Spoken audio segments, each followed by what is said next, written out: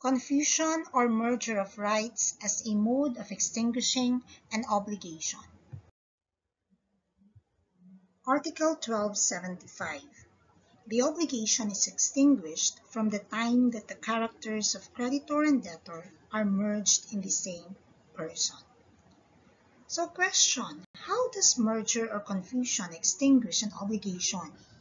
So when the same person becomes the creditor and debtor, the characters of debtor and creditor are merged in one and the same person, then that's the time that such merger or confusion extinguishes an obligation. So how does that happen? Okay, for example, A borrowed 10,000 from B, and A issued a promissory note to B. I promise to pay B or bearer the amount of 10,000 pesos 20 days from today. Okay.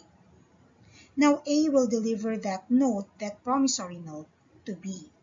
Now, B can negotiate that note because it is payable to B or bearer. Pamoy kag bearer, holder. So kung kinsa man ang holder sa note, siyang may katungod to collect, okay, to recover. Kung unsa man na amount ang naa sa note. Okay? So meaning class, kung si B mangutang na pod kay C, okay? Let's say na mangutang si B kay C. Same amount, 10,000 pesos. B can issue the same promissory note to C. So B will negotiate that note to C. Iyang ihatag kanang note nag-i-issue ni A kay B. And now C, as the holder of the note, can collect directly from A. So if C negotiates the note to D, the same thing. Katong gihapon, kay nangutang man si C kay D ng 10,000, so ginegotiate niya ang note kay D mo yung gipambayad. Now, what if D borrows from A and negotiates the same promissory note to A? So in that note class, A is the debtor, remember? Kasi si A ang nag-issue ng promissory note. And he is now also the creditor. Why? Because he is the one to whom the note was issued. Sa iyahan nagihatag ni D, kay utangan man si D kay A. So, ang mahitabo, A is now the creditor and the debtor of himself. Obviously, class, diba, it would be absurd if A will collect from himself. Katawanan, nangutang ko sa akong galingon, mobayad ko sa akong kagalingon.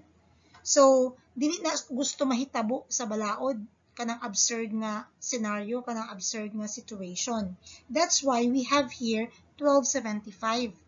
The debt now is extinguished by merger or confusion. Okay? So that is the meaning of confusion or merger. The characters of creditor and debtor are merged in the same person. And in this case, sa person ni A. Article 1276. Merger which takes place in the person of the principal debtor or creditor benefits the guarantors.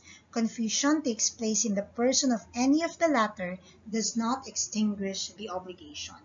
Okay, just take note of Article 1276. Okay, here again the merger which takes place in the person of the principal or the creditor benefits the guarantors. Why? Because here, such merger extinguishes the obligation. So, let's have the same example. Diba, katong A borrowed 10,000 pesos from B and A issued a promissory note to B stating, I promise to pay B or bearer the amount of 10,000 pesos 20 days from today. And this note is guaranteed by X. Okay, so na additional sa fact nga this note is guaranteed by X. Okay.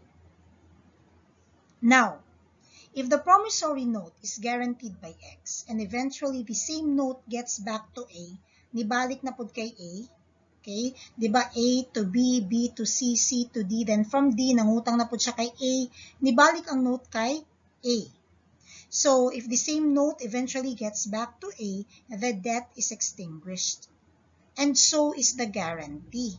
Why? Because the extinguishment of the principal obligation, okay, by virtue of that merger or confusion benefits the guarantor and even the surety.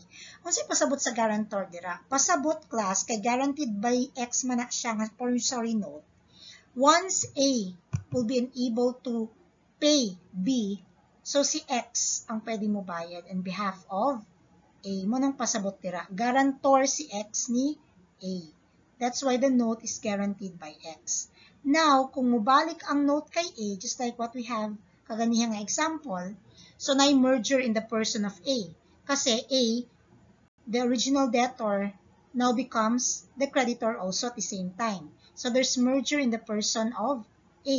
And so the principal obligation of 10,000 is already extinguished together with the contract of guarantee. Na may contract of guarantee dira, kanang kay X and A. Again, the contract of guarantee there is an accessory obligation to the principal obligation, which is the contract of loan worth 10,000 pesos. Okay, so remember, if the principal obligation is already extinguished, the accessory obligation also is extinguished. So, ang contract of guarantee also extinguished. So, dili na liable si X also.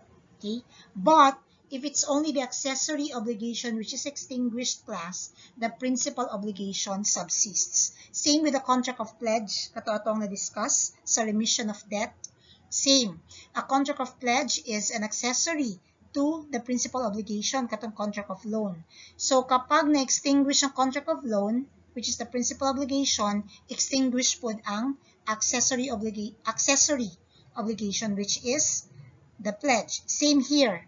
Kapag extinguish ang principal obligation, which is 10,000 because of the merger, the guarantee here, the contract of guarantee is also extinguished. Okay, class?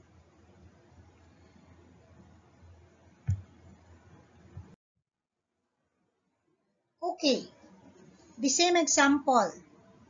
A issued a promissory note in favor of B for the debt of 10,000 pesos, and this is guaranteed by X. Okay, pasabot, si X ang guarantor, meaning kung dili pa makabayad si A, kinsang magbayad?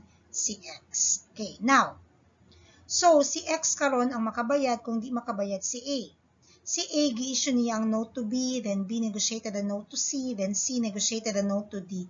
And now, class, si D borrowed from X, the guarantor. Okay?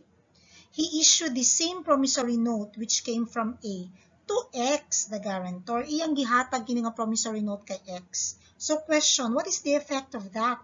Naa ng promissory note kay X. Is the debt extinguished, the principal obligation of 10,000 pesos? The answer is no. Why? Because X is not the principal debtor. He is just a guarantor. And so the debt is not extinguished. Kasi dapat class ang principal debtor o principal creditor, kanang mga characters must merge in the same person. And in this case, si X is not the principal debtor. It is A. Okay? That's why the principal obligation of 10,000 pesos is not extinguished. How about the contract of guarantee between A and X? Is it extinguished? The answer is yes. Alangan naman kung di makabayad si A, di ba si X na ang ultimate na gitagaan sa note, siya na ang magbayad. So siya na karon ang ultimate na creditor, and he is also the guarantor in the original obligation. So the same lang, kung dili makabayad si A, si X maningil sa iyang kaugalingon because he is the guarantor. That's why here the guarantee is extinguished but not the principal obligation.